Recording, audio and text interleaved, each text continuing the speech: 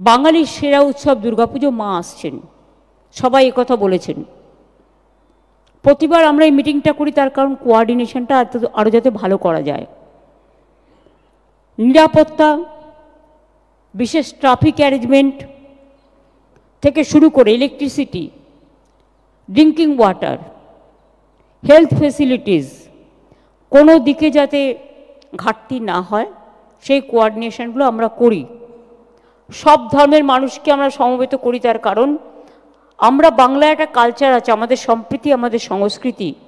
আমরা সবাই সব ধর্মের অনুষ্ঠানেই আমরা উপস্থিত হই এবং বাংলার দুর্গাপুজো এটা আমাদের জাতীয় উৎসব। এই উৎসবেতে সবাই নিজের মতো করে করেন, তাদের সকলকে আমার অনেক অনেক ধন্যবাদ এবং কৃতজ্ঞতা। এখানে ফিজিক্যালি যারা উপস্থিত আছেন কলকাতার পুজো কমিটিগুলো, আর ভার্চুয়ালি যোগ দিয়েছেন আমার জেলার পুজো কমিটিগুলো, তাদের আগাম শারদীয়া অনেক অনেক শিউলি শুভেচ্ছা এবং শরৎকালের কাশফুলের অভিনন্দন জানাচ্ছি। আমাদের এটা প্রাণের উৎসব এবং ইউনেস্কো যখন ইনট্যাঞ্জেবল আমাদের কালচারাল হেরিটেজ অফ হিউম্যানিটি হিসেবে মর্যাদা দিয়েছে, সেটাকে ধরে রাখার দায়িত্ব আমাদের সকলের। অনেকে আবার কোর্টেও চলে যায়, সাথে সাথে আমি একমত। কেউ কেউ বলেন ममता जी तो दुर्गा पूजा करने नहीं देती, ও তো সরস্বতী পূজা भी नहीं करने देती। তারা আমাদের ঘরে ঘরে সরস্বতী পুজো হয়, ঘরে ঘরে লক্ষ্মী পুজো হয়, সবাই জানে। গণপতির পুজোও এখানে হয়, সব পুজো হয়, এমন কোনো উৎসব নেই যা হয় না। আমাদের দুর্গা পূজা, যখন আমি দুর্গা পুজোর ব্যাপারে মিটিং করি, কেউ কেউ কোর্টেও চলে যায়, কেউ কেউ বলে কেন ওদের সাহায্য করা হবে। আরে ভাই, এটা একটা উৎসব, তারা পুজোটা করেন, বিনিময়ে কত মানুষ, শ্রমিক শ্রমজীবী মানুষ সেখানে কাজকর্ম করে। আজকে 6 মাস ধরে পাড়ার ছেলেমেয়েরা ঘর বাড়ির কাজ ছেড়ে কি থিম হবে, কখন কি করবে, তারা নিজেরা 3 মাস ধরে 4 মাস ধরে এই পুজোটার কি করে সাফল্যমণ্ডিত করবে। একটা পুজো যেই শেষ হয়ে যায় তখনই তাদের থিম শুরু হয়ে যায় এবং তারপরে তারা এটা মন প্রাণ দিয়ে করে। আমাদের এই বাংলাতেই বড় ক্লাব, যেগুলো মাঝারি ক্লাব এবং ছোট ক্লাব নিয়ে 45,000 পুজো হয় ক্লাবের।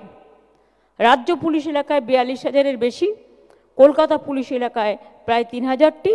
এছাড়াও এর মধ্যে মহিলা পরিচালিত পুজো অনেক আছে, বাড়ির পুজো তো আছে, ফ্ল্যাটের পুজো আছে, তাছাড়াও অনেক ছোট ছোট ক্লাব আছে, তাদের পুজোও আছে।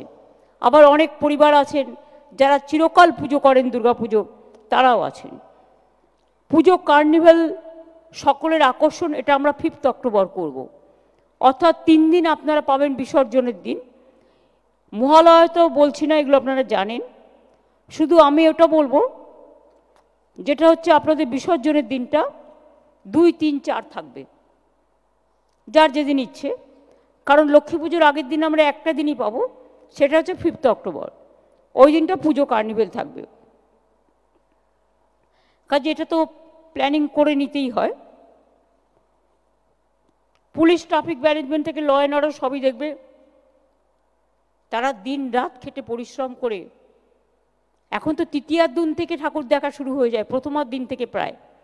আর বিশ্বকর্মা পুজো আর দুর্গা পুজোর 4 দিন মাত্র ডিফারেন্স এবারে এমনভাবে পড়েছে। কাজেই তারা তাদের পরিবার পরিজনকে বাড়িতে রেখে তারা কিন্তু মানুষের সারাক্ষণ ডিউটি করে। হেলথের লোকেরা, ফায়ার ব্রিগেডের লোকেরা, ডিজাস্টারের লোকেরা, প্রশাসনের লোকেরা, কর্পোরেশন থেকে শুরু করে প্রায় অনেকেই। পুলিশের যেন সমন্বয় থাকে কলকাতা পুলিশ আর রাজ্য পুলিশ এবং কমিশনারেটগুলোতে এবং জেলাগুলোতে, যাতে কারোর সাথে। জেলাগুলোতেও এখন খুব ভালো পুজো হয়, জেলার প্রত্যেকটা পুজো আমি দেখতে পাই, কারণ আমি এই সময় টিভি ঘুরি ঘুরি দেখি। এবং তারা এত ভালো পুজো করছে আজকাল, এবং তাদেরও ভিড় বাড়ছে। জেলা পুলিশকেও অনেকটা সামাল দিতে হয়, জেলা প্রশাসনকেও। জেলার পুজোর কিন্তু চাহিদা খুব বেড়েছে এবং ওদের থিমও খুব ভালো। আমি দেখেছি যা থিম করে ওরা, অনেক সময় আমরা ভাবতে পারি না, ওদের থেকেও আমাদের শিক্ষা নেওয়া উচিত। পুলিশের যেমন সমন্বয় থাকবে, এছাড়া বাস স্ট্যান্ড, ফেরিঘাট, রেল স্টেশন সহ সব গুরুত্বপূর্ণ জায়গাগুলো ভালো করে কভার করতে হবে, যাতে মানুষের অসুবিধে না হয়। Mobile patrolling team, quick response team, drone, CCTV, watch tower সবই ব্যবস্থা করে রাখতে হবে। কার কি কাজ হবে পরিষ্কার করে বলে দেওয়া ভালো আগে থেকে।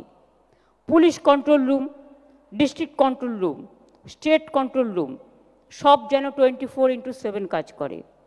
আমিও সারা রাত জেগে পাহারা দিই, খোঁজ খবর রাখি।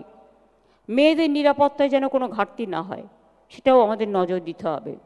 বয়োজ্যেষ্ঠদের, বিশেষ করে মানবিকভাবে যারা আমাদের চ্যালেঞ্জড পিপুল আছে তাদের জন্য এবং বাচ্চাদের জন্য স্পেশাল কেয়ার নেওয়ার জন্য আমি অনুরোধ করব। আগের বারের মতোই ক্লাবরা যেরকম বেশি সংখ্যক ভলেন্টিয়ার রেখেছিলেন, এবারেও যেন তার কোনো ব্যতিক্রম না হয়। ভলেন্টিয়ার্সের সংখ্যাটা আপনারা রাখবেন। এক্ষেত্রে মেয়েরা এবং পাড়ার ছোট ছোট ছেলেমেয়েরা খুব ভালো ভূমিকা পালন করে।